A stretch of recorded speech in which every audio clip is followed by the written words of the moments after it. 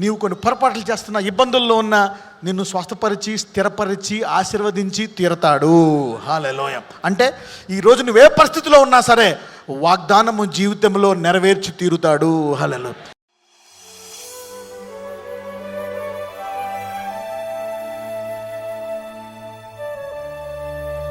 రోమీయులు 8వ అధ్యాయము మొదటి నుంచి చదువుకుందాం.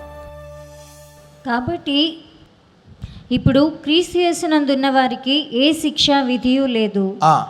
క్రీస్తు యేసునందు జీవమునిచ్చు ఆత్మ యొక్క నియమము పాపమరణముల నియమము నుండి నన్ను విడిపించెను. ఓకే, క్రీస్తు యేసునందున్న వారికి ఏ శిక్షా విధి లేదు. శిక్షావిధి లేని ఆత్మీయ జీవితము అనండి. ఇది ఈరోజు sermon. Today's sermon is no condemnation in spirit. No condemnation in spirit. Right. రోమీయులు 8 మొదటి నుంచి చదువుకుందాం. కాబట్టి ఇప్పుడు క్రీస్తు యేసునందు ఉన్న వారికి ఏ శిక్షా విధియు లేదు. రైట్. అంటే క్రీస్తునందు సాధారణంగా ఎందుకు దేవుడు ఈ మాట చెప్తున్నాడు అంటే, ఇప్పుడు రకరకాల కోణాలు చూద్దాం ఈ వాక్యములో. ఇప్పుడు క్రీస్తు యేసునందు ఉన్న వారికి సాధారణంగా పరలోకంలో శిక్షావిధి ఉంటుందా? ఉండదు. సాధారణంగా నేను తప్పు చేశాను, నేను పాపం చేశాను, అందుకే నాకు ఇలా జరిగింది అని ఖండించుకునే మనసు ఎప్పుడైనా ఎవరికైనా ఖండింపడ్డదా? ఇలాగా ఎప్పుడైనా ఎవరికైనా ఖండింపడ్డదా? నేను పాపిని, నేను తప్పు చేశాను, అందుకే ఇలా జరిగింది, అందుకే ఇలా ఉన్నాను. ఎప్పుడైనా ఇటువంటి మనసాక్షి వచ్చిందా? అందరికీ వస్తుంది 100%. ఈ భూమి మీద నీకు యేసుప్రభు తెలిసినా తెలుసుకోకపోయినా ఏ మానవుడికైనా సరే ఖండింపబడినటువంటి మనస్సాక్షి ఉంటుంది. దాన్ని ఏమంటారంటే ఇంగ్లీష్లో సెల్ఫ్ కండమేషన్ అంటారు. ఏమంటారు? Self condemnation. You condemn. అందుకనే మనం ఎవరిని ఖండించాల్సిన పని లేదు. వాడికే తెలుసు వాడు పప్పులు, వాడు పాపాలు చేశాడు అన్నాడని. సో ప్రతి ఒక్క ఆత్మ తన్ని ఖండిస్తూ ఉంటుంది అనమాట. అయితే ఇక్కడ యేసుప్రభు వారు ఏమంటున్నారంటే, క్రీస్తు యేసునందున్న వారికి ఏ శిక్షా విధి లేదు. కరెక్టే, నువ్వు తప్పులు చేసావు, కొన్ని పాపాలు చేసావు, ఇప్పుడు చేస్తున్నావు, ఇంకా ఫ్యూచర్లో కొన్ని చేయొచ్చు. మరి ఏ శిక్షా విధి లేదంటే విచ్చలవిడిగా జీవించవచ్చనా? దాని అర్థము ఏవైనా చేసేయచ్చనా? You can do anything whatever you want to do. మరి దీని అర్థం ఏంటి? ఏ శిక్షా విధి లేదు అంటే చదవమ్మా. క్రీస్తు యేసునందు జీవమునిచ్చు ఆత్మ యొక్క నియమము పాపమరణముల నియమము నుండి నన్ను విడిపించెను.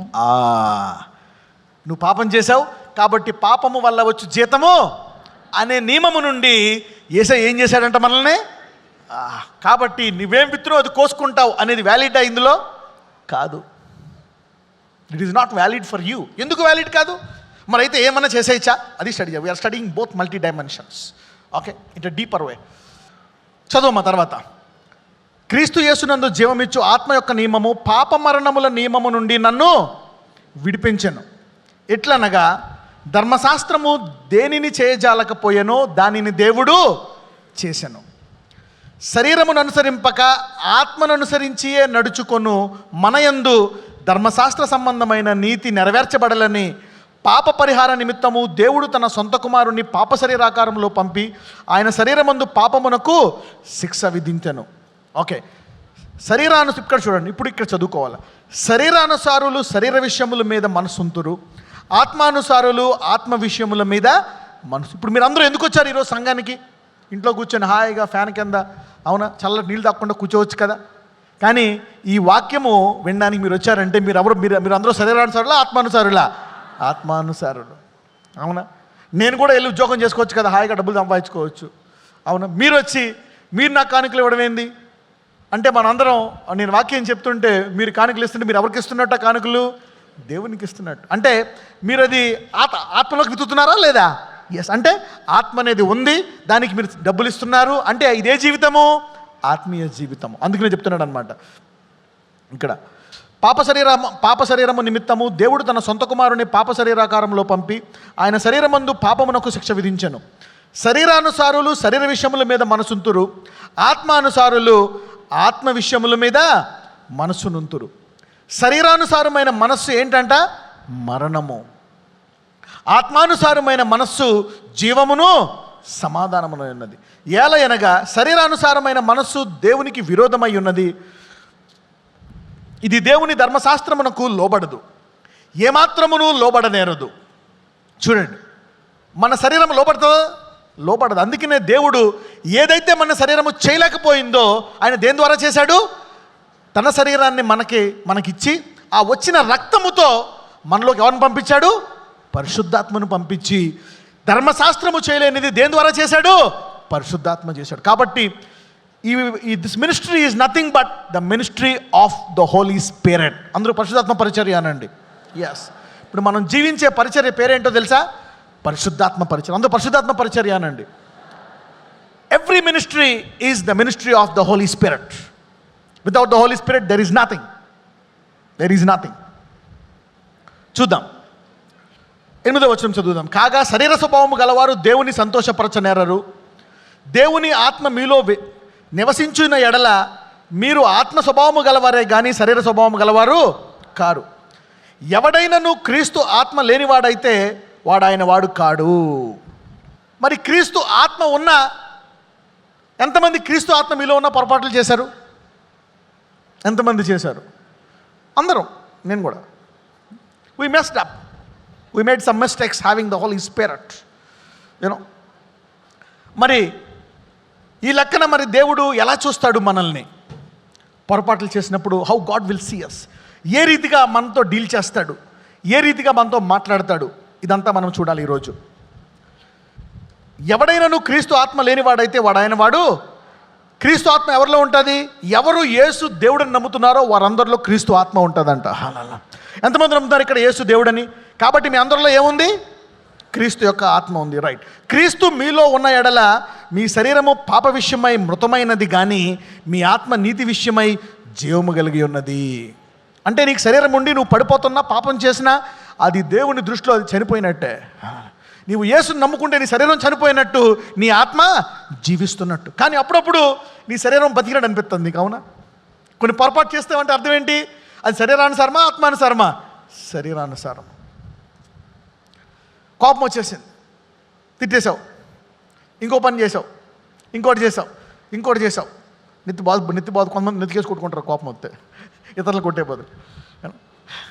So different works. కొంతమంది కోపంతో తప్పుడు పనులు చేస్తారు. రకరకాలుగా శరీరానికి క్రియలు చాలా ఉంటాయి. కోపమే కాదు, ఇక చాలా శరీర క్రియలన్నీ కూడా ద్వేషము, అసూయ, ఇవన్నీ కూడా శరీర క్రియలే. కామత్వము మనం చూసే ప్రేయర్ పాయింట్లో అవన్నీ కూడా శరీర క్రియలే. అయినప్పటికీ ఈ రెండు ఉంటాయా లేదా మనలో? ఈ రెండు ఉంటాయి. అయినప్పటికీ దేవుడు ఏమంటున్నాడు? నీవు క్రీస్తునందుంటే నీకు ఏ శిక్షా విధి లేదు. ఎలా పనిచేస్తాడు? Then how God will work. అంటే బలహీనతలు ఉన్నవాడిని వదిలేయాలా? ఓకే, చూడండి, ఇదంతా ఎందుకు చెప్తున్నా తర్వాత మెసేజ్ మీకు అర్థమవుతుంది. క్రీస్తు మీలో ఉన్న ఎడల మీ శరీరము పాప విషయమై మృతమైనది కానీ మీ ఆత్మ నీతి విషయమై. అంటే నీవు ఎప్పుడైతే యేసుని అంగీకరించావో దేవుడు నీవు పాపం చేసే నీ శరీరాన్ని చనిపోయినట్టు, నీ జీవించి ఉన్న ఆత్మ ఉన్నట్టు దేవుడు చూస్తాడంట. హల్లెలూయా. లేకపోతే అది క్రీస్తు లేడనుకో, నీ శరీరానికి శిక్షా విధి కలగాల్సిందే, నిన్ను పాపిగా చూస్తాడు దేవుడు. అందుకే యేసునందు ఉన్న వారికి ఏ శిక్షా విధి లేదు. అలాగని చెప్పి నువ్వు ఆత్మ జీవితంలో నడుచుకోకూడదా? యేసుని నమ్మంగా ఇంట్లోనే ఉంటాను, నేను బైబిల్ చదవను, ప్రేయర్ చేయను, నేను ఏం చేయను, వర్షిప్ చేసి వాచ్ చేయను. నువ్వు 100% యేసుని అంగీకరించలేదు. యేసుని అంగీకరించిన వారు ఆత్మానుసారంగా నడుచుకొని తీరతారు. లేకపోతే ఆత్మానుసారంగా నడుచుకుంటూ ఉంటేనే ఈ మృతమైన శరీరం ఇంకెప్పుడు జీవించకుండా ఉండిపోతుంది. ఈ ఆత్మలో నీవు దేవుని స్వరూపంలోకి ఎదిగిపోతావు. హల్లెలూయా. రైట్. ఎలా ఎదుగుతావు? ఈ మధ్యలో పొరపాట్లు చేస్తే దేవుడు ఏం చేస్తాడు చూడండి.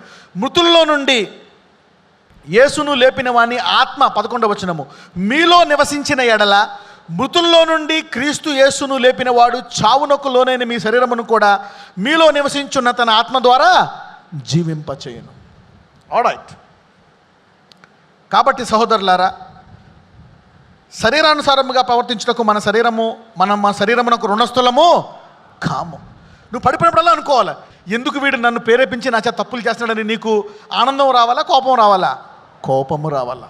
ఇంకా ప్రార్థించాలి, ఇంకా బైబిల్ చదవాలి, ఇంకా దేవునితో ముందుకు వెళ్ళిపోవాలి తప్పితే వెనక్కే వెళ్ళకూడదు. నా వల్ల కాదని అనడానికి వీల్లేదు. చూడండి, మీరు శరీరానుసారంగా ప్రవర్తించిన ఎడల చావవలసిన వారే యుందురు. అంటే ఎవరు చెప్తున్నాడు ఇది?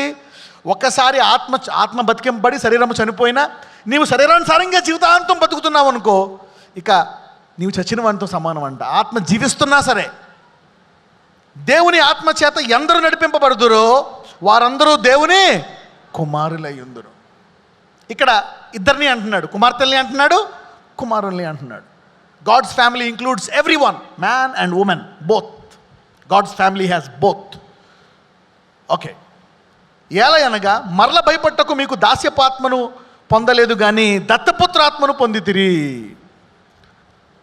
పడిపోయినప్పుడల్లా మళ్ళీ దేవుడు నా ప్రార్థన ఆలకిస్తాడు. ఎంతమందికి భయం వేసింది చెప్పండి? అందరికీ భయం వేస్తుంది, అవునా? అలాగని చూడండి, how this is very sharp book. మనము కృపావాక్యాన్ని అడ్వాంటేజ్గా కూడా తీసుకోలేము, but let us see how God sees. దేవుడు ఎలా చూస్తాడో చూద్దాం. మరల భయపడడానికి మీరు ఎందుకు చెప్తున్నాడు మరల భయపడడానికి? ఎందుకంటే నీవు పడిపోయినప్పుడల్లా, పొరపాటు చేసినప్పుడల్లా ఏమొస్తుంది నీకు? భయము. దేవుడి ప్రార్థన ఆలకిస్తాడా, ఆలకించడా, చేస్తాడా, చేయడా, ఉంటాడా, ఉంచుదా అని చెప్తున్నాడు. నీవు ఆత్మానుసారంగా నడుచుకున్నట్లయితే నీవు పడిపోయినా భయపడడానికి వీల్లేదంటున్నాడు దేవుడు. హల్లెలూయా.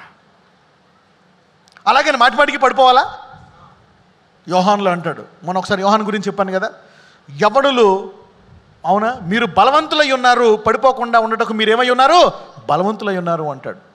Young man, you are strong, ఎందుకంటే మీరు శత్రువుని జయించి ఉన్నారు అని కూడా అంటాడు యవనులు. సో నువ్వు పడిపోతున్నావంటే నీ ఆత్మ బలహీనంగా ఉంది, నీ శరీరము చనిపోయినా సరే వాడు బలంగా ఉన్నాడు. ఓకే, కానీ దేవుడు ఎలా చూస్తున్నాడు? నీ శరీరాన్ని చనిపోయిన వ్యక్తిగా చూస్తున్నాడు. అంటే నువ్వు తప్పులు చేస్తున్న శరీరాన్ని చనిపోయిన రీతిగానే చూస్తున్నాడు దేవుడు. చూద్దాం దీన్ని ఎలా చూడగలుగుతాడు, how to deal with this. Okay, ఎలా అనగా మరల భయపడ్డకు మీరు దాస్యపాత్మను పొందలేదు కానీ దత్తపుత్రాత్మను పొందితిరి. ఈ ఆత్మ కలిగిన వారమై, అంటే నువ్వు పడిపోయినా, నీకు ఒకసారి బాధేసినా, నీవి ఆత్మ కలిగిన వారై అబ్బా తండ్రి అని మొరపెట్టొచ్చు అంట నువ్వు. ఇడికడి నవ్వుతారు, అవునా? ఎంతమంది పడిపోయిన తర్వాత, పొరపాటు చేసిన తర్వాత మళ్ళా లేచి సిగ్గు లేకుండా అబ్బా తండ్రి అని ప్రేయర్ చేశారు? నేను కూడా ఉన్నాను. అదిగో, వీఆర్ హియర్, ఎవ్రీబాడీ. అయితే దేవుడు నీవు శరీరంలో పొరపాట్లు చేస్తున్న శరీరాన్ని ఎలా చూస్తున్నాడు? చచ్చిన దానిగా చూస్తున్నాడు. హల్లెలూయా. మరి పొరపాట్లు చేస్తే ఎలాగా? ఇప్పుడు అక్కడికి వెళ్దాం. Let's go to that. Let's talk about a person. ఒక వ్యక్తి గురించి నేను చెప్పి ఈ వాక్యాన్ని ముగిస్తాను. పేతురు దగ్గరికి వెళ్దాం. Let's go to Peter. పేతురుని దేవుడు ఇంకో పేరు పెట్టి పిలిచాడు. ఏం పేరు పెట్టాడు? కేఫా. అవునా? కేఫా అంటే ఎవరు? రాయి. అంటే తెలుగులో బండ అంటారు, అవునా? అంటే అక్కడ పొగిడినట్ట, తిట్టినట్ట? ఏమన్నాడు? ఈ బండ మీద ఏం కడతాడంట? అప్పటికి పేతురు పర్ఫెక్టా, లేకపోతే ఇంకా అటు ఇటు ఉన్నాడా? శరీరంలో ఉన్నాడా, ఆత్మలో ఉన్నాడా? రెండాటిలో ఉన్నాడు. ఎందులో ఉన్నాడు? ఎంతమంది రెండాటిలో ఉన్నారు? అందరూ. పూర్తిగా ఆత్మలో ఉన్నామంటే ఒక్క పొరపాటు కూడా చేయవు. అలాంటి వాళ్ళు ఎవరు ఉన్నారా ఇక్కడ? ఎవరు లేరు. There is nobody. ఇక్కడ దేవుడు పేతురుని ఏమన్నాడో చూద్దాం. మత్తయి సువార్తకి వెళ్ళండి.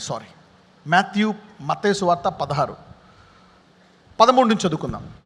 యేసు ఫిలిప్పుదైన కైసరయ ప్రాంతములకు వచ్చి మనుష్య కుమారుడు ఎవడని జనులు చెప్పుకొనుచున్నారని తన శిష్యులను అడగగా, వారు కొందరు బాప్తిస్మమిచ్చి యోహాననియు, కొందరు ఏలియా అనియు, కొందరు ఇర్మియా అనియు, లేక ప్రవక్తలలో ఒకడనియు చెప్పుకొనుచున్నారు అనిరి. అందుకైన మీరైతే నేను ఎవడనని చెప్పుకొనుచున్నారని వారిని అడిగాను. అందుకు సీమోను పేతురు, నీవు సజీవుడగు దేవుని కుమారుడవైన క్రీస్తువు అని చెప్పాను. వావ్. అంటే పేతురికి ప్రార్థనా జీవితం ఉందా? పేతురు ఆత్మీయ మనిషా, శరీర మనిషా? ఆత్మీయ మనిషే. దేవుడు పేతురుని శరీర మనిషిగా చూశాడా, ఆత్మీయ మనిషిగా చూశాడా? అలాగని పేతురు పర్ఫెక్టా?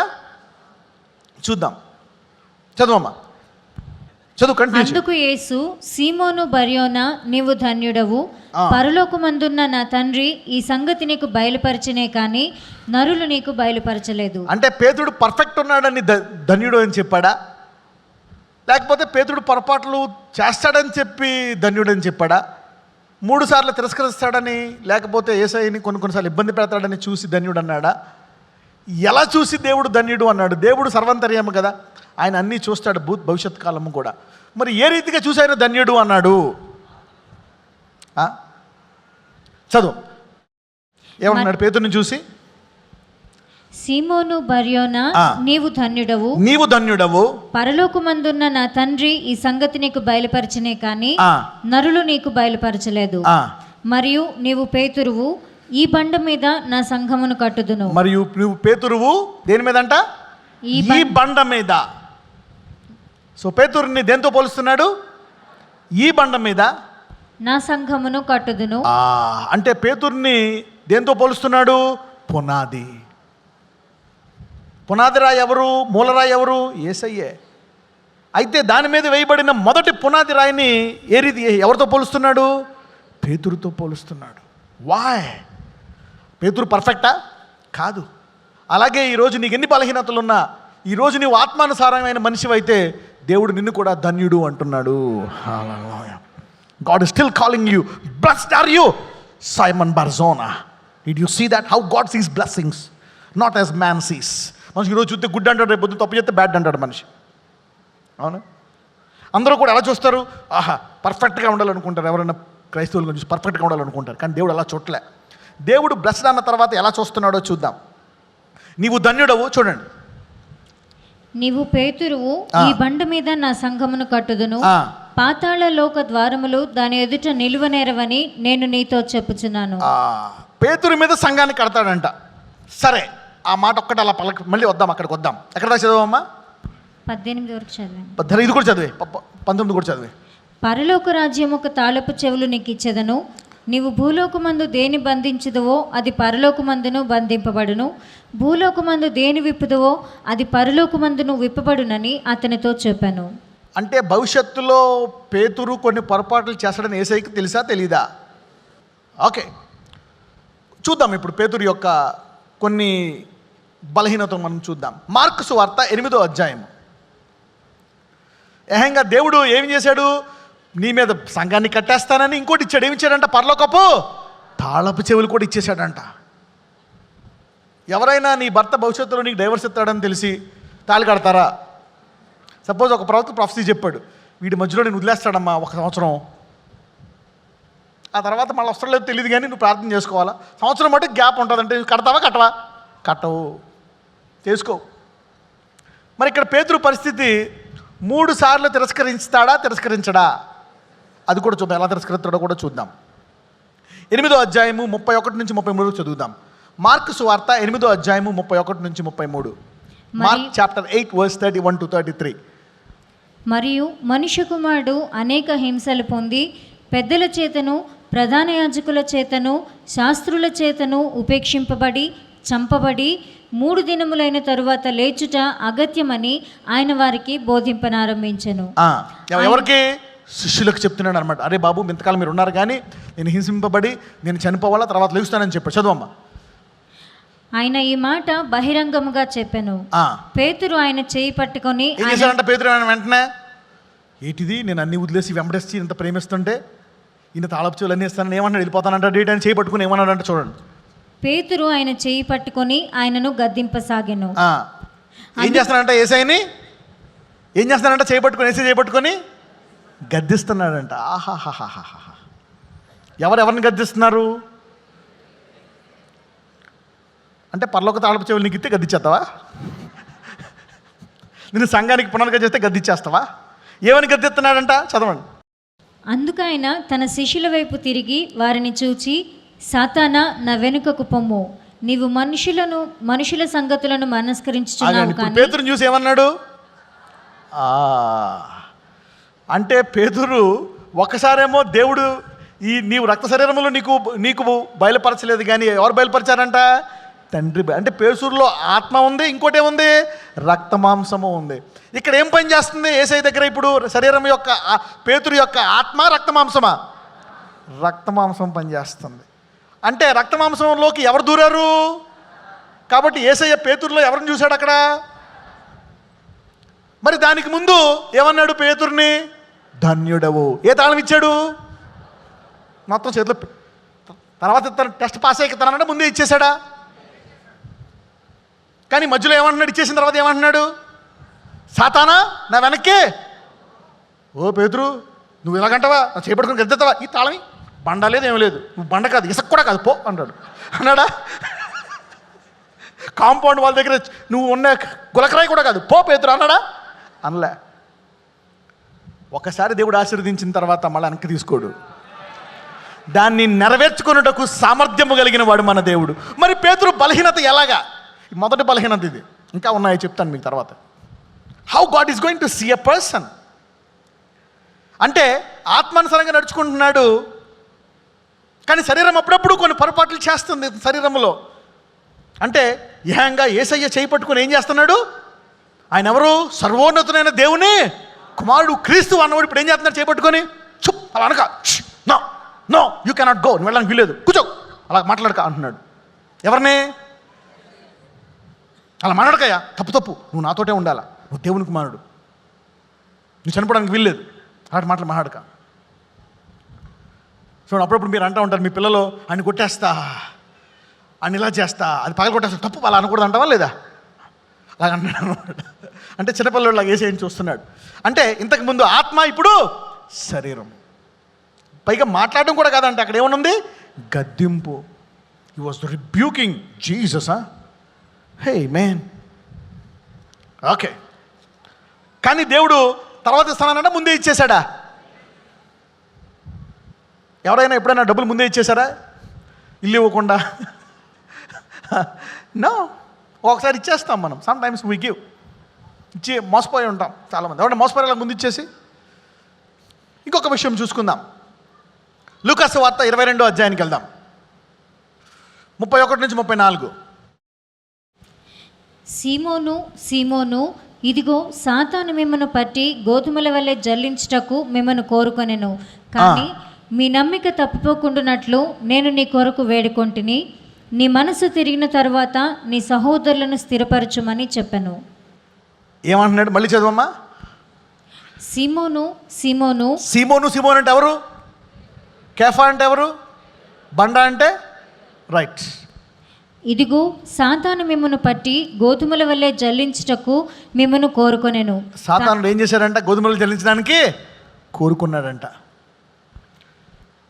సాతానుడు అతనిలో ప్రవేశించి యేసుని గద్దించాడా లేదా? ఎస్. ఇక్కడ ఏం చేస్తున్నాడు చూద్దాం. ఏ విధంగా జల్లిస్తున్నాడు చూద్దాం. చదువమ్మా. కానీ నీ నమ్మిక తప్పిపోకుండానట్లు నేను నీ కొరకు వేడుకొంటిని. హల్లెలూయా. ఆత్మానుసారంగా నడిచే వాళ్ళ కొరకు యేసయ్య నీ ముందుగా పోయి నీకు ఇన్సూరెన్స్ కవరేజ్ లాగా ప్రేయర్ చేసి కవర్ చేస్తాడు. శరీరానుసారుడికి ముందు పోయి కవర్ చేయడు. Hallelujah. You are getting me? So Jesus will pray for those who really, నువ్వు పడిపోతున్న బలహీనతలు ఉన్న, ఎలాగైనా ఈ పాపాన్ని జయించాలా, ఎలాగైనా ఈ శోధనను జయించాలా, నేను పరిశుద్ధంగా ఉండాలా, నీతిగా ఉండాలా, నేను దేవునికి ఇవ్వాలా, నేను దేవుని సేవ ఎన్ని కష్టాలు వచ్చినా నేను ఉండాలా అని నువ్వు అనేక పొరపాట్లు చేస్తున్నా దేవుడు దాన్ని కవర్ చేస్తాడు. నీ కొరకు నువ్వు ఇంకా బలంగా ఉండాలని, నీ బలహీనత పోవాలని సైతానుడు నిన్ను కొంచెం ఇబ్బంది పెట్టినా దేవుడు ఆ ఇబ్బందిని పంపిస్తాడేమో కానీ నిన్ను మట్టుకు, నీ అంతాన్ని మట్టుకు ఆయన బలపరిచి తీరతాడు. నీ కొరకు ఆయన ప్రార్థించి, అంటే ఆత్మానుసారంగా జీవించి హృదయముతో నిజంగా ఉందాము అన్న వారి కొరకు ఎవరు ప్రార్థిస్తారు? యేసయ్య. He covers and prays for those who really want to follow Jesus. చదవమ్మా. నీ నమ్మిక తప్పిపోకుండానట్లు 33, 34. నేను నీ కొరకు వేడుకొంటిని. నీ నమ్మిక తప్పిపోకున్నట్లు నేను నీ కొరకు వేడుకొంటిని. నీ మనసు తిరిగిన తర్వాత నీ సహోదరులను స్థిరపరచుమని చెప్పాను. నీ మనస్సు తిరిగిన తర్వాత నీ సహోదరులను అంటే ఏంటి? పేతురు కూడా ఒక టైంలో స్థిరత్వాన్ని కోల్పోయి అతని మనసు ఏమైపోయింది? తిరిగిపోయింది. Did you see that? ఒక సమయంలో పేతురు మనస్సు తిరిగిపోయింది, అతని స్థిరత్వము కోల్పోయాడు. ఎవరు? కేఫా, బండ, పరలోకపు తాళపు చెవులు ఇచ్చినటువంటి ధన్యుడు, తండ్రి మాట్లాడినటువంటి పేతురు మనసు తిరిగిపోయింది, స్థిరత్వము కోల్పోయాడు. కానీ దేవుడు తర్వాత నీవు మారిన తర్వాత అంటున్నాడా? మళ్ళీ చదవమ్మా. అక్కడ ఒక మాట అంటాడు, నీ మనసు తిరిగిన తర్వాత, నీ మనసు తిరిగిన తర్వాత నీ సహోదరులను స్థిరపరచుమని చెప్పు. అంటే దేవుడు ఆత్మానుసారంగా నడిచే వారిని, నీవు కొన్ని పొరపాట్లు చేస్తున్న, ఇబ్బందుల్లో ఉన్న నిన్ను స్వస్థపరిచి, స్థిరపరిచి, ఆశీర్వదించి తీరతాడు. హల్లెలూయా. అంటే ఈరోజు నువ్వే పరిస్థితిలో ఉన్నా సరే వాగ్దానము జీవితంలో నెరవేర్చి తీరుతాడు. హల్లెలూయా. ఈరోజు నువ్వు నిలబడి ఉన్నా, పడిపోయినా, ఇబ్బందులున్నా, పొరపాటు చేసినా, ఎందుకంటే నీవు ఆత్మానుసారంగా నడుచుకునే అలవాటు నీకు అలవాటైపోయింది కాబట్టి ఈ దేవుడు నిన్ను ఆశీర్వదించి తీరుతాడు. హల్లెలూయా. అంటే ఇప్పుడు ఏది ముఖ్యము? ఆత్మానుసారముగా నడుచుట ముఖ్యము. ఒకవేళ ఎక్కువ పడిపోతున్నావా, ఇంకా బలంగా నడవడం మొదలుపెట్టు. Hallelujah. Walk speed, learn more, get blessed. ఇటువంటి పేతుర్ని నీవు ధన్యుడవు అని అంటున్నాడు. సరే, యోహాను సువార్తకి వెళ్దాం. ఇంకొకసారి ఇక్కడ ఎలా పొరపాట్లు చేశాడో చూద్దాం. యోహాను సువార్త 6వ అధ్యాయము 51 నుంచి చదువుకుందాం. 51, 52 చదువుదాం. జాన్ చాప్టర్, యోహాను సువార్త 6వ అధ్యాయము 51, 52. పరలోకము నుండి దిగివచ్చిన జీవాహారమును నేనే. ఎవడైనను ఈ ఆహారము భుజించితే వాడెల్లప్పుడూ జీవించును. మరియు నేనిచ్చు ఆహారము లోకమునకు జీవము కొరకైన నా శరీరమే అని మీతో నిశ్చయముగా చెప్పుచున్నాను. నేను ఇక్కడ శిష్యులు, అప్పుడు ఎంతమంది శిష్యులు తెలుసా? 520, 530 మంది శిష్యులు ఉన్నారు. అప్పుడు వాళ్ళందరితో మాట్లాడుతున్నాడు. ఏమని? నేను పరలోకం నుంచి వచ్చినటువంటి ఆహారం. వాళ్ళకి తెలుసు, మరి పుట్టాడు యోసేపు కుమారుడు, సహోదరులు పరలోకం నుంచి వచ్చారంటాడేంటి అని ఆశ్చర్యం వేస్తుంది యూదులకి, శిష్యులకి. 500 మంది శిష్యులు. చదవమ్మా 51, 52. యూదులు ఈయన తన శరీరమును ఎలాగూ తిననీయగలడని ఒకనితో ఒకడు వాదించిరి. నేను పరలోకం నుంచి వచ్చాను, నా శరీరాన్ని నీవు తినాలా? మనం నెలకోసారి ఆయన శరీరాన్ని తింటామా తినవా? ఇంట్లో ఎంతమంది తింటారు సాక్రిమెంట్ని? ఎస్. వాళ్ళు అంటారు, ఎలా తింటాము ఆయన్ని, హౌ విల్ వి ఈట్ అని చాలామంది శిష్యులకి ఆశ్చర్యం వేసిందంట. 53 నుంచి 60 వరకు చదువమ్మా. కావున యేసు ఇట్లా నేను, మీరు మనుష్య కుమారుని శరీరము తిని ఆయన రక్తము త్రాగితేనే కానీ మీలో మీరు జీవము గలవారు కారు. నా శరీరము తిని నా రక్తము త్రాగువాడే నిత్య జీవము గలవాడు. అంత్యదినమున నేను వానిని లేపుదును. నా శరీరము నిజమైన ఆహారమును, నా రక్తము నిజమైన పానమునై ఉన్నది. నా శరీరము తిని నా రక్తము త్రాగువాడు నా యందును, నేను వాని యందును నిలిచియుందుము. ఓకే, 60వ వచనం చదువు. అక్కడ ఆపేసి ఆయన ఎప్పుడైతే ఈ మాట చెప్పాడో, నా రక్తం తిని నా శరీరం తాగాల అంటే ఏమనుకున్నారు? అడవుల్లో ఉంటారు చూసారా, క్యానిబల్స్ అంటారు. అడవి మనుషులు ఉంటారు, వాళ్ళు చేస్తారు ఈ పనులు. ఈయన ఏంటి ఇలా మాట్లాడుతున్నాడు? దేవుని కుమారుడు అంటే అద్భుతాలు చేశాడు, వాక్యం తెలుసు, అన్నీ తెలుసు, నా శరీరం తిని నరకనాక మనం ఏమన్నా అడవి మనుషులమా? వాళ్ళు ఎలా ఆలోచిస్తున్నారు? ఆత్మీయంగానా శరీరంగానా? అంటే యేసయ్యకి ఎవరు ఆత్మానుసారులో ఎవరు శరీరానుసారులో తెలుసు. చదువమ్మా 60వ వచనం. ఆయన శిష్యులలో అనేకులు ఈ మాట విని, ఇది కఠినమైన మాట, ఇది ఎవడు వినగలడు అని చెప్పుకొనిరి. చాలామంది అనుకున్నారంట, ఇదేంటిది ఇలా మాట్లాడుతున్నాడు, మరీ దారుణము ఈ మాటలు అని చెప్పి అనేకులు ఏమైపోయారంట? చదువమ్మా. యేసు తన శిష్యులు 66 నుంచి 70 వరకు చదువు. 66 నుంచి 70 అదే అధ్యాయం, యోహాను 6, 66 నుంచి 70. అప్పటి నుండి ఆయన శిష్యులలో అనేకులు వెనుక తీసి మరి ఎన్నడూనూ ఆయనను వెంబడింపలేదు. దేవుడు ఎవరు ఆత్మానుసారులో ఎవరు శరీరానుసారులో తెలుసు. చాలామందికి అర్థం కాదు, వీళ్ళందరూ ఎందుకు ఇంతమంది ఇక్కడ కూర్చుంటారు, ఈయన కూర్చొని మైకెట్టుకొని చెప్తాడు ఇలాగా, ఏంటిది బోరు కొట్టదా? వాళ్ళకేమో ఏయో మాటలు, మీకేమో జీవాహారము, ఆత్మీయ ఆహారము, జీవము, మిమ్మల్ని గొప్ప సంఘముగా ఆయన్ని కలుసుకోవడానికి సిద్ధపరుస్తున్నటువంటి సంఘము యొక్క వర్తమానం ఇది. Hallelujah. What a difference it is, what a difference it is. చదవమ్మా. కాబట్టి యేసు, మీరు కూడా వెళ్ళిపోవాలని ఉన్నారా అని 12 మందిని అడగగా, సీమోను పేతురు, ప్రభువా. అప్పుడు ఇక్కడ పేతురు ఏమంటున్నాడు? ప్రభువా, ఎవని వద్దకు వెళ్ళుదుము, నీవే నిత్య జీవపు మాటలు గలవాడవు. అంటే మిగిలిన అందరూ కొంచెం డౌట్లో, శిష్యులందరూ మిగిలిన డౌట్లో ఉన్నారనమాట. మొదట నేను ఎవరిని అంటే, నీవు జీవము గల క్రీస్తుని ఎవరు చెప్పారు? ఇప్పుడు మీరందరూ వెళ్ళిపోతారంటే ఏమని చెప్తున్నాడు? సీమోను పేతురు, ప్రభువా నీవే ఎవని వద్దకు వెళ్ళుదుము, నీవే నిత్య జీవపు మాటలు గలవాడవు. హల్లెలూయా. అంటే ఇక్కడ పేతురు యొక్క ఏం పని చేస్తుంది? శరీరమా ఆత్మ? ఆత్మ. Multi dimensional Peter. పేతురే కాదు, పక్కన చెప్పండి, మనం అదే బ్యాచ్ అనండి. హల్లెలూయా. We are the same. కోపం వచ్చినప్పుడేమో శరీరం, ప్రార్థన చేస్తున్నప్పుడేమో ఆత్మ. Okay, so these are many things, these are many things that are happening. చూద్దాం. ఎవని యొద్దకు వెళ్ళుదామో, నీవు నిత్య జీవపు మాటలు కలవాడు. చదవమ్మా. నీవే దేవుని పరిశుద్ధుడవని మేము విశ్వసించి ఎరిగి ఉన్నామని ఆయనతో చెప్పాను. అందుకు యేసు, నేను మిమ్మను 12 ఏర్పరచుకొనలేదా? మీలో ఒకడు సాతాను అని వారితో చెప్పెను. కానీ పేతురులో అప్పుడప్పుడు సైతాన్ని చూశాడు, కానీ పేతుర్ని నువ్వు సాతాను అన్నాడా? అనలే. ఇందులో ఆత్మలో ఇక్కడ యూదా ఇస్కరియోతు ఏమైపోయాడంటే ఆత్మలో పుట్టినవాడు, ఏర్పరచుకున్నాడు, కానీ తన ఏర్పాటును పోగొట్టుకున్నాడు. చూసారా, పోగొట్టుకున్నాడు. ఎందుకు పోగొట్టుకున్నాడు చూడండి. ఒకసారి దొంగతనం చేసిన తర్వాత మనసాక్షి అతని మీద నేరం మోపట్లేదు అనుకోండి, అది చాలా డేంజరస్. నువ్వు పొరపాటు చేసి ఆనందపడుతున్నావు అనుకో, అది డేంజరస్. నువ్వు ఒక డేంజర్ జోన్లోకి వెళ్ళిపోయినట్టు అనమాట. నీవు కాప్పడి ఏదైనా పొరపాటు చేసి భలేగనేసా అనుకుంటున్నావు అనుకో, బాగానే ఉంటుంది మొదటి రోజు, 2 రోజు, 3 రోజు, తర్వాత కఠినం అయిపోయి ఏహంగా దేవుణ్ణి అమ్మేసే స్థాయికి వెళ్ళిపోతావు నువ్వు. You see that. అందుకనే పశ్చాత్తాపం అనేది చాలా మంచిది. పశ్చాత్తాపం కూడా అప్పుడప్పుడు డేంజరస్సే. మాటికి పశ్చాత్తాపడుతున్నావు అనుకో, ఆ పశ్చాత్తాపం కూడా పోతుంది కొంతకాలానికి. దాని విషయమై ఏం చేయాలా? ప్రార్థించాలా, బలహీనత విషయమై. సో పేతురు ఇంకొకసారి ఎలా తయారయ్యాడో చూద్దాం. మత్తయి సువార్త 26వ అధ్యాయము, మత్తయి 26:67 నుంచి చదువుకుందాం. ఇక్కడ పేతురు గారి శరీరాన్ని చూద్దాం. సూపర్ శరీరం, ఇక్కడ ఫుల్ ఫ్లెష్, అసలు మనం నమ్మలేము. మత్తయి 26:67 నుంచి 75 వరకు. అప్పుడు వారు ఆయన ముఖము మీద ఉమ్మివేసి ఆయనను గుద్దిరి. కొందరు ఆయనను అరచేతులతో కొట్టి, క్రీస్తు నిన్ను కొట్టిన వాడెవడో ప్రవచింపుము అనిరి. పేతురు వెలుపటి ముంగిట కూర్చుని ఉండగా ఒక చిన్నది అతని యొద్దకు వచ్చి, నీవును గలిలయుడగు యేసుతో కూడా ఉంటివి కదా అనెను. అందుకతడు, నేనుండలేదు, నీవు చెప్పు సంగతి నాకు తెలియదని అందరి ఎదుట అనెను. ఇక్కడ పేతురు ఏం చేయడం మొదలుపెట్టాడు?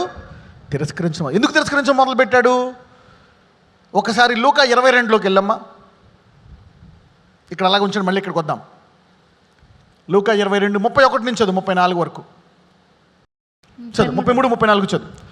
అయితే అతడు, ప్రభువా, నీతో కూడా చెరలోనికిని మరణమునకును వెళ్ళుటకు సిద్ధముగా ఉన్నానని ఆయనతో అనగా. ఎవరంటున్నారు? పేతురు.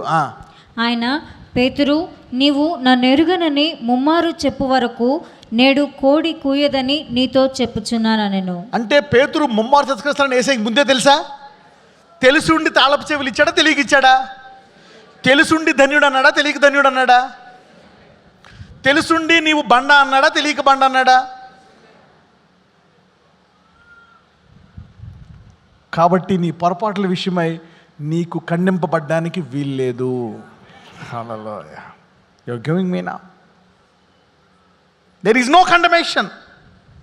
అలాగని పేతురు కావాలని చేస్తున్నాడా? ఆత్మలో పరిపూర్ణంగా ఉండాలని ఆలోచన ఉందా లేదా పేతురుకి? ఎస్. పరిశుద్ధంగా ఉండాలని ఉందా లేదా?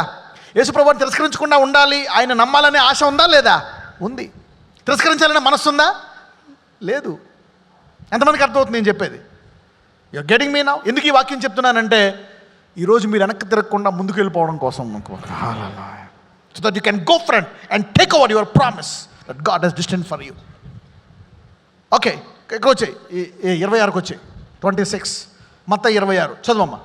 ఎక్కడి నుంచి ఉన్నావు? 68. మొదటిసారి ఏం చేస్తాడు? మొదటిసారి సహోదరు చూసి, ఒక స్త్రీ చూసి నువ్వు వాళ్ళతో ఉండి ఏమంటాడు? చదవమ్మా, మళ్ళీ చదువు. 67 నుంచి, మత్తయి 26, 67 నుంచి. పేతురు వెలుపటి ముంగిట కూర్చుని ఉండగా ఒక చిన్నది అతని యొద్దకు వచ్చి, నీవును గలిలయుడగు యేసుతో కూడా ఉంటివి కదా అనెను. అందుకతడు, నేనుండలేదు, నీవు చెప్పు సంగతి నాకు తెలియదు అని అందరి ఎదుట అనెను. ఏమన్నాడు? నేను యేసుతో ఉండలేదు అనేసాడు. ఈ విషయం తెలిసి ఉండి ఇచ్చాడు తాళపు చెవులు? ఎస్. తెలిసి ఉండి సంఘానికి బండగా చేశాడా? తెలియక చేశాడా? ఓకే, చదవమ్మా, కంటిన్యూ చేయి. అతడు నడవలోనికి వెళ్ళిన తరువాత మరి ఒక చిన్నది అతన్ని చూచి, వీడును నజరేయుడగు యేసుతో కూడా ఉండనని అక్కడ వారితో చెప్పగా, అతడు ఒట్టు పెట్టుకొని, నేను ఉండలేదు, ఆ మనిషిని నేను ఎరుగను అని మరలా చెప్పాను. మొదట మామూలుగా వద్దన్నాడు, రెండోసారి ఏమన్నాడు? గాడ్ ప్రామిస్ నాకు తెలీదా? ఏమన్నాడు? God promise. అంతకుముందు అతనికి బోధించాడా మీరు ఒట్టు పెట్టకూడదని దేవుడు? బోధించాడు లేదా పేతురుకి? అయినప్పటికీ దాన్ని ఉల్లంఘించాడా లేదా? మీరు ఒట్టు పెట్టకూడదు, మీరు అవునంటే అవును, కాదంటే. కానీ పేతురు ఏమన్నాడు? గాడ్ ప్రామిస్, నేను అసలు లేను యేసుతోటి అంటున్నాడు. సరే, ఇంకా చూద్దాం. కొంతసేపైన తర్వాత అక్కడ నిలిచి ఉన్నవారు పేతురునొద్దకు వచ్చి, ఆ, నిజమే, నీవును వారిలో ఒకడవే, నీ పలుకు నిన్ను గూర్చి సాక్ష్యమిచ్చుచున్నదని అతనితో చెప్పిరి. ఆ. అందుకు అతడు, ఆ మనిషిని నేను ఎరుగనని చెప్పి శపించుకొనుటకును ఒట్టు పెట్టుకొనుటకును మొదలుపెట్టాను. చెప్పుకున్నాడంట, నా ముఖం పాడైపోను, నాకు ఇదేమన్నా మైరోగం, నన్ను ఇలాగ ఉంది, నేను నాశనం అయిపోయాను, ఆయనతో లేనయ్యా నేను, నాకు ఇలా జరిగిపోను, నాకు ఇలా ఆయన చెప్పించుకుంటున్నాడు. మొదటేమో వద్దన్నాడు, తర్వాత ఇప్పుడు చెప్పించుకుంటూ ఒట్టి పెట్టుకుంటూ వద్దనేస్తున్నాడు. ఎవరు? సంఘానికి బంట. నీ మీద నేను సంఘం కడతానయ్యా అన్న పేతురు. యేసయ్యకి తెలుసా తెలీదా? అంటే ఆత్మానుసారంగా నువ్వు నడుచుకొని నీవు ఎక్కడైనా పొరపాట్లు చేస్తున్నట్లయితే సహోదరుడా, సహోదరి, దేవుడు నీ కొరకు ప్రార్థించాడు, నువ్వు ముందుకెళ్ళిపో. God prayed for you, God prayed for you. Go ahead, don't go back. చాలామంది ఆగిపోతున్నారు ముందుకు వెళ్ళలేక వాగ్దానం కోసం. అపవాది అనేక సార్లు ఇంత ఘోరమైన పొరపాటు చేసిన తర్వాత కూడా ఎలాగా దేవుడు పేతురుని ఏహంగా సంఘానికి బండగా చేశాడు. నిన్ను ఆయన సంఘములో సభ్యునిగా, పరలోక రాజ్యములో ఒక సభ్యునిగా చేయడా. Hallelujah. So don't get condemned by what the devil says to you. This is what God tells Peter. డబ్బులు ఇస్తాడా ఇవ్వడా? ఇస్తాడు. స్వస్థపరచాడా? స్వస్థపరచడా? పొరపాటు చేసావు, దానివల్ల రోగం వచ్చింది, స్వస్థపరచాడా? స్వస్థపరచడా? He will heal you, he will bless. పేతురు అన్నాడు, నీ మనసు త్రిప్పిన తర్వాత నీ సహోదరుల్ని బలపరచు. నీ స్థిరత్వము మళ్ళా వచ్చిన తర్వాత నీవు నీ సహోదరుల్ని బలపరచు. Look at that, how God is dealing with Peter. పక్కన చెప్పండి, ఆత్మానుసారంగా నడుచుకొని వాడువైన నీవు ధన్యుడు అనండి. హల్లెలూయా. ఒకసారి యేసుని అంగీకరిస్తే అయిపోదు. He knows, he sees. అంటే ఇవన్నీ తెలుసుండే దేవుడు పేతురుని ధన్యుడు అన్నాడా, లేకపోతే తెలియక ధన్యుడు అన్నాడా? తెలుసుండే అన్నాడు. కాబట్టి ఈరోజు ఇక్కడ ఉన్న వాళ్ళు ఎంతమంది నేను కూడా ధన్యుడు అనుకుంటున్నారు ఈరోజు? Hallelujah. This is what God. అంటే పేతురుతో మీరందరూ మీ వాగ్దానాలు నెరవేర్చుకొని తీరుతారు. Hallelujah. God will fulfil that promise in your life. అలాగని పేతురు దుష్టుడా? పేతురు కావాలని బ్లాక్మెయిల్ చేస్తాడా? కావాలని పొరపాట్లు చేశాడా? లేదు. పేతురు హృదయానుసారంగా నేను దేవుణ్ణి అంగీకరించాలి, ఈయన తిరస్కరించకూడదనేటువంటి హృదయంతో ఉన్నాడా? తిరస్కరించాలనే హృదయంతో ఉన్నాడా? తిరస్కరించకూడదనే హృదయంతో ఉన్నాడు. కానీ శరీరం అప్పుడప్పుడు పెరిగి ఏమైపోయింది? సరిగ్గా ప్రార్థన చేయక ఏమైపోయాడు? పడిపోయాడు. అలాంటి వాడిని దేవుడు ఇంకా బలపరుస్తాడా, లేకపోతే వెలివేస్తాడా? బలపరుస్తాడు. He will teach him, strengthen him and take him to the promise. తాళం లాగేసుకున్నాడా? నన్ను తిరస్కరిస్తాం 3 సార్లు అని లాగేసుకున్నాడు తాళం సార్లు? No, he did not take away. He did not take away. చూద్దాం, ఇంకొక వచనం చూసి ముగిద్దాం. ఇది కూడా కొంచెం ఉంది. కానీ ఇక్కడ ఒక్కొక్కసారి మళ్ళీ యోహానులు ఏమంటాడంటే పేతురు దగ్గరికి వచ్చి, పేతురు నీవు నన్ను ప్రేమిస్తున్నావా అంటాడు. ఏమంటాడు? అప్పుడు పేతురు ఏమంటాడు? ప్రేమిస్తున్నాను అంటాడు. మళ్ళీ అడుగుతాడు, ప్రేమిస్తున్నావా అని. ఏమంటాడు అప్పుడు? మళ్ళీ అడుగుతాడు. అక్కడికి వెళ్ళండి, go there. Where is it? Is in Luke, Mark, John or John 21 కదా? Okay, go to John. యోహాను 21కి వెళ్ళండి. Let's go to John 21. Okay, 15 నుంచి చదువుదాం. వారు భోజనము చేసిన తర్వాత యేసు సీమోను పేతురును చూచి, యోహాను కుమారుడైన సీమోను, వీరికంటే నీవు నన్ను ఎక్కువగా ప్రేమించుచున్నావా అని అడగగా అతడు, అవును ప్రభువా, నేను నిన్ను ప్రేమించుచున్నానని నీవే ఎరుగుదువని ఆయనతో చెప్పెను. ఆహా, ఏమన్నాడు? వీళ్ళందరికంటే ఎక్కువ నన్ను ప్రేమిస్తున్నావా అంటే ఏమంటాడు? ప్రేమిస్తున్నా. నిజమా అబద్ధమా? పేతురు నిజంగా ప్రేమిస్తున్నాడా, ఉత్తుగా ప్రేమిస్తున్నాడా? నిజంగా ప్రేమిస్తూ తిరస్కరించాడా? అబద్ధంగా ప్రేమిస్తూ నాటకం ఆడి తిరస్కరించాడా? నిజముగా ప్రేమిస్తూ పొరపాటు చేశాడు, పిరికోడైపోయి. అందుకనే దేవుడు అతనికి ఏ శిక్షా విధి లేదు. Hallelujah. You are getting me now? ఎంతమందికి అర్థమవుతుందని చెప్పేది? This will bless you, this will bless you. చదవండి నెక్స్ట్. యేసు నా గొర్రె పిల్లలను మేపమని అతనితో చెప్పాను. ఏమంటున్నాడు? భయపడిపోయాడు పేతురు. నా పిలుపు పోయిందా అంటే ఏంటంటున్నాడు? నీ పిలుపు పోలే, తాళపు చేవి అలాగే ఉంది, బండ అలాగే ఉంది, మళ్ళీ నా గొర్రెలను మేపు అంటున్నాడు పేతురు. Hallelujah. Did you see that? God doesn't repent once he calls you. If you are a serious man with heart, ఎవరు తీర్పు తీర్చినా ఆయన తీర్పు తీర్చడు, నిన్ను గురికి తీసుకెళ్ళి చేరుస్తాడంతే. హల్లెలూయా. అంటే మధ్యలో సంఘస్థులైనా క్రైస్తవులైనా ఎవరైనా బ్లా బ్లా బ్లా అంటున్నా సరే చెవిలో శేషం పోసుకో. క్రీస్తు యేసులో ఉన్న వారికి ఏ శిక్షా విధి? You getting me now? Come on read. మరలా ఆయన, యోహాను కుమారుడవైన సీమోను, నన్ను ప్రేమించుచున్నావా అని రెండవసారి అతన్ని అడగగా అతడు, అవును ప్రభువా, నేను నిన్ను ప్రేమించుచున్నానని నీవే ఎరుగుదువని ఆయనతో చెప్పాను. ఆయన, నా గొర్రెలను కాయుమని చెప్పాను. మళ్ళీ ఎన్నోసారి అడిగాడు యేసయ్య? రెండోసారి అడిగాడు. అవును ప్రభువా, నిజంగా నేను ప్రేమిస్తున్నాను అంటున్నాడు. చదువమ్మా. మూడవసారి ఆయన, యోహాను మళ్ళీ ఎన్నోసారి అడిగాడు? మూడోసారి. యోహాను కుమారుడైన సీమోను, నన్ను ప్రేమించుచున్నావా అని అతన్ని అడిగాను. నన్ను ప్రేమించుచున్నావా అని మూడవసారి తను అడిగినందుకు పేతురు వ్యసనపడి, ప్రభువా, నీవు సమస్తము ఎరిగిన వాడవు, నిన్ను ప్రేమించుచున్నానని నీవే ఎరుగుదువని ఆయనతో చెప్పాను. ఏమంటున్నాడు? నీవు నా గొర్రెలను మేపు. అంటే ఏంటి? నీ పిలుపు అలాగే ఉంది, నువ్వు నన్ను ప్రేమిస్తున్నావు అని 3 సార్లు యేసయ్య అతనితో అనిపించాడు, అతనికి చెప్పాడు. హల్లెలూయా. 3 సార్లు తిరస్కరించినటువంటి ఆ పొరపాటుని యేసయ్య మళ్ళీ ఏం చేస్తున్నాడు? సరిదిద్దుతున్నాడు. అతన్ని బలపరిచి కొన్ని శ్రమలు గుండా వెళ్ళినా, కొన్ని కష్టాల గుండా వెళ్ళినా పేతురు నాశనం అయిపోయాడా? అవలే. అలాగే ఏ శ్రమలో, ఏ కష్టంలో, ఎందులో ఉన్నా దేవుడు నిన్ను మళ్ళీ బయటికి తీసుకొచ్చి తన వాగ్దానాన్ని స్థిరపరిచి తీరుతాడు. Hallelujah. This is what God can do. సరే, ఇప్పుడు మిగిలిన శిష్యులతో ఆయన ఏం మాట్లాడుతున్నారో చూద్దాం. ఇది ఆఖరిగా ముగించుకుందాం. యోహాను సువార్త 16వ అధ్యాయము. అందరూ చెప్పండి, నా పిలుపుని నేను కూడా ఆపుకోలేను అని చెప్పండి. This is the sermon. You cannot even stop your calling. దేవుడు ఒకసారి పిలిస్తే నీ పొరపాట్ల వల్ల కూడా నీవు దూరపరచుకోలేవు దాన్ని. Hallelujah. Once God calls you, even your mistakes cannot stop you from God. పక్కనతో చెప్పండి, ఒకసారి దేవుడు నిన్ను రక్షించిన తర్వాత నీ పొరపాట్ల వల్ల కూడా నువ్వు దూరం అవ్వలేవని చెప్పండి. నీవు నిజముగా హృదయానుసారముగా ఆయన ప్రేమిస్తే అని చెప్పండి. నీవు కొన్ని పొరపాట్లు చేసినా అని చెప్పండి. నీవు పేతురులా భయంకరంగా తిరస్కరించినా అనండి. నీవు పేతురులాగా యేసయ్యని గద్దించినా అనండి. Even though Peter messed up. అదే పేతురు, నీవు జీవముగల దేవుని కుమారుడు, నీ దగ్గర తప్ప జీవముగల మాటలు ఇంకెక్కడుంటాయి అన్న పేతురు ఇలాంటి పొరపాట్లు చేశాడు. But Peter was a man of God. ఇప్పుడు ఎంతమందికి అర్థమవుతుంది? 2 ఉన్నాయా లేదా? ఆత్మానుసారము, అదే శరీరానుసారముగా ఉన్న పేతురు సమస్తాన్ని కోల్పోయి చనిపోయాడా? లేక దేవుడు ఆత్మ ద్వారా శరీరాన్ని జయింపజేసి వాగ్దానాన్ని ఇచ్చాడా పేతురికి? ఎస్.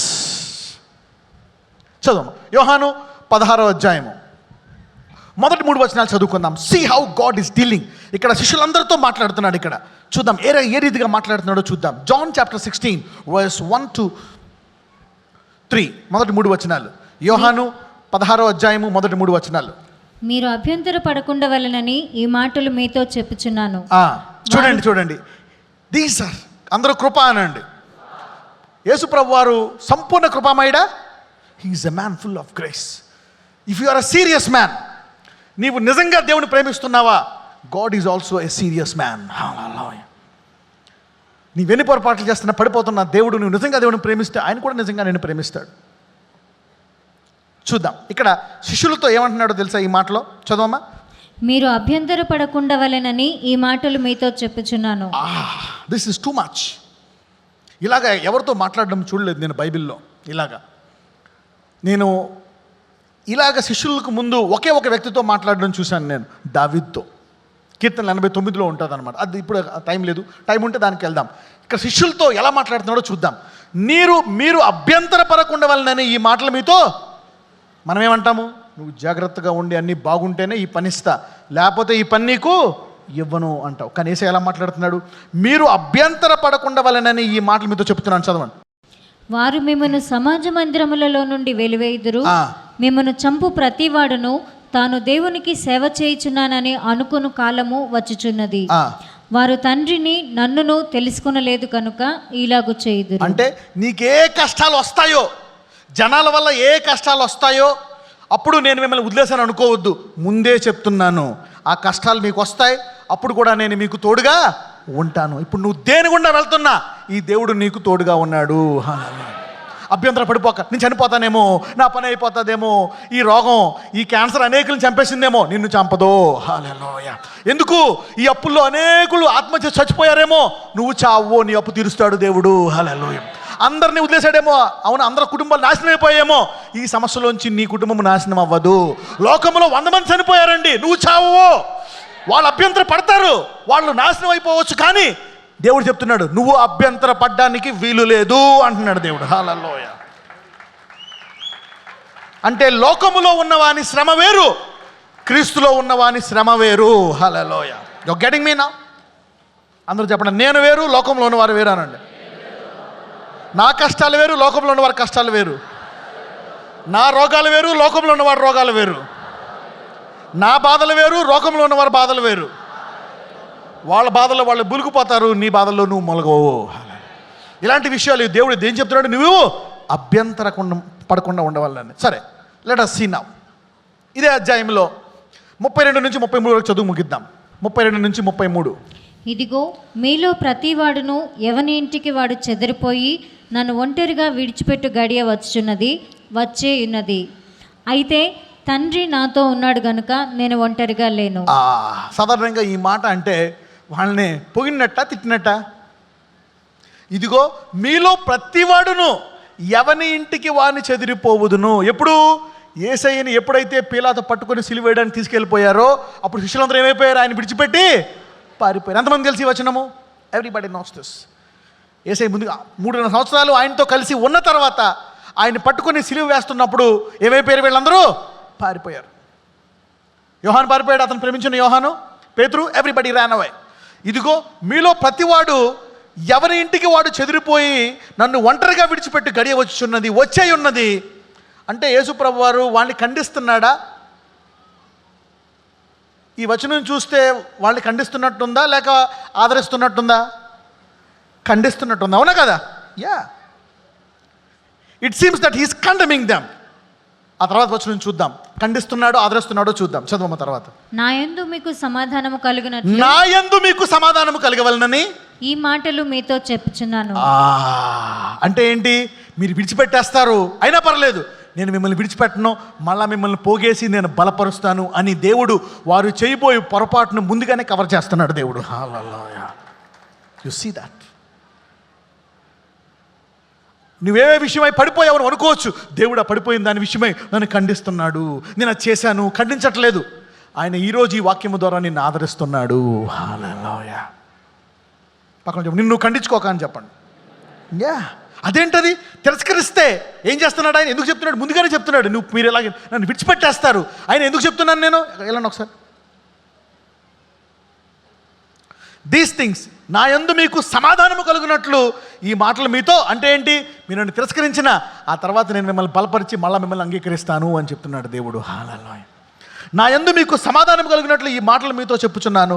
లోకములో మీకు శ్రమ కలుగును, అయినను ధైర్యము తెచ్చుకొనుడి, నేను లోకమును. అంటే మీరు అదరే పడిపోవద్దు, పిరికోళ్ళు అయిపోయి పారిపోయి నన్ను తిరస్కరించినా సరే నేను మళ్ళీ మిమ్మల్ని పట్టుకొని లోకంలో ఉన్నదాన్ని మీ ద్వారా జయించి తీరుతాను అంటున్నాడు దేవుడు. హల్లెలూయా. You see that. ఎవరెవరైతే నేను విజయవంతం అవ్వలేను, ఈ పాపాన్ని జయించలేను, నేను ఐశ్వర్యం పొందుకోలేను, నేను ఆరోగ్యం పొందుకోలేను, స్వస్థపడలేను, ఇదంతా నా పని అయిపోయింది, పర్పట్లేదు అనుకుంటున్నారో, దేవుడు ఎన్ని ఇన్సూరెన్స్లో కవర్ చేసేసాడు. నీలో ఉండేటువంటి ఆయన ఆత్మను ఆయన బయటకు తీసుకొచ్చి నేను బలపరిచి విజయవంతంగా ఈరోజు నీ గురిని నీకు చేరుస్తాడు. Hallelujah. This is the God we worship.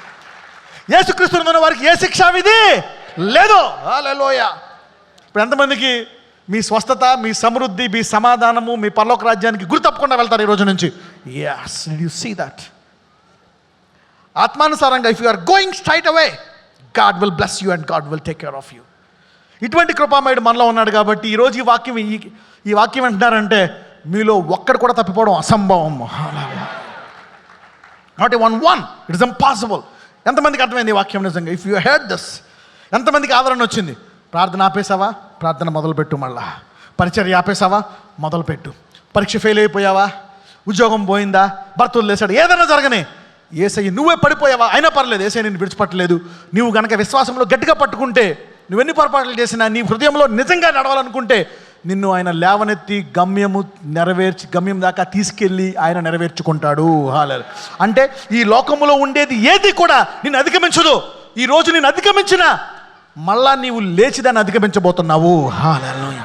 ఈరోజు రోగం తినేస్తుందా నిన్ను, నీవు మళ్ళా ఆ రోగాన్ని సాక్ష్యముగా మార్చుకోబోతున్నావు. అప్పుల్లో కూరుకుపోయావా, మళ్ళా సముద్రుని ఆశీర్వదిస్తుంది. హల్లెలూయా. Let's all stand up and finish and pray.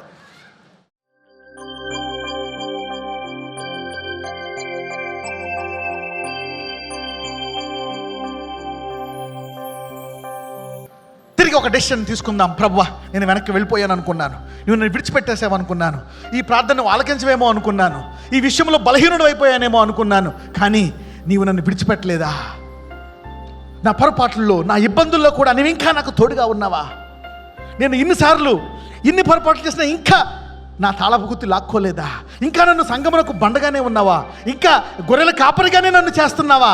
అవును పేతురు, నా గొర్రెలను మేపు, పేతురు నా గొర్రెలను మేపు, పేతురు నా గొర్రెలను అంటే నీ తాళపు చెవి నువ్వు 3 సార్లు తిరస్కరించిన తీసుకోలేదు. నీ పిలుపు కన్ఫర్మ్ అంటున్నాడు. హల్లెలూయా. You cannot undo the call that God has given to you. No one can steal the call that God has given to you. అందరూ చెప్పండి, దేవుడు నాకు ఇచ్చినటువంటి పిలుపును ఎవరు దొంగిలించలేరు, ఎవరు ఆపలేరు, నేను కూడా ఆపుకోలేను. చేతుల పైకి ఎత్తండి. నజరేయుడైన యేసయ్యా, ఇదిగో ఈరోజు ఈ గొర్రెలందరి కొరకు నేను ప్రార్థిస్తున్నాను. ఎవరెవరైతే నేను గమ్యము చేరనా, స్వస్థపడనా, బాగుపడనా, దేవుడు నన్ను క్షమించలేదా, ఈ దేవుడు నన్ను ప్రేమిస్తున్నాడా, నేను కొన్ని పొరపాట్లు చేశాను, కొన్ని ఇబ్బందులు చేశాను, నాకేమైనా జరగదా అని కుమిలిపోతున్నావేమో ఈరోజు సహోదరుడా. ఇంకా ముందుకెళ్ళాలా, వెనక్కి వెళ్ళాలా, వద్దా, ఏం చెయ్యాలి అని దేవుడు చెప్తున్నాడు. అసలు ఈ దేవుడు తలంపులో నిన్ను విడిచిపెట్టలేదు. ఆయన నీకు ఇచ్చిన వాగ్దానం కొరకు నువ్వు ప్రార్థించడం మానేసావేమో, ఆశ పెట్టుకోవడం మానేసావేమో, ఆయన విడిచిపెట్టలేదు. తప్పకుండా నిన్ను బాగు చేసి తీరుతాడు, నిన్ను స్వస్థపరిచి తీరుతాడు. పేతుర్ని మళ్ళా 3 సార్లు అతను వద్దన్న పేతుర్ని 3 సార్లు అతను నాలుకతో మళ్ళా దేవుడు ఒప్పించి అతని పిలుపుని నీకు ఇచ్చాడు. ఈరోజు దేని విషయమై ఆగిపోయావో దాని విషయమై నువ్వు ముందుకెళ్ళిపోవాలని దేవుడు కోరుకుంటున్నాడు. ఆయన విజయంగా నీకు లోకమును జయించేటువంటి సామర్థ్యము నీలో పెట్టేశాడు కనుక నీవు ఈరోజు పడిపోయి ఉండొచ్చు, కృంగిపోయి ఉండొచ్చు, కానీ దేవుడు నిన్ను లేవనెత్తిపోతున్నాడు. అవును ప్రభువా, వీళ్ళందరి కొరకు ప్రార్థిస్తున్నాను. ఎవరైతే ఆరోగ్య విషయమై ఇక దేవుడు నన్ను స్వస్థపరచడు అని ఆగిపోయారో వాళ్ళని స్వస్థపరిచి తీరుస్తున్నావు. ఇక నా అప్పులు తీర్చడం అని అనుకుంటున్నారో వాళ్ళ అప్పులు తీరుస్తావు. నాకు వివాహం జరగదు అనుకుంటున్నారో వివాహం జరిగిస్తావు. నాకు పిల్లలు పుట్టనుకుంటున్నారో వారికి పిల్లల్ని ఇస్తావు. ఈ పాపాన్ని నేను జయించలేను, ఇక జీవితాంతము ఈ పాపంలోనే కూరుకుపోతాను అనుకున్న వారికి ఈరోజు వారికి బలాన్ని ఇచ్చి ఆ పాపాన్ని జయింపజేసే సామర్థ్యాన్ని వారికి ఇస్తావయ్యా. అవును, నీ ఎవరిని విడిచిపెట్టేవాడు కాదు, కనికరమగల దేవుడవు.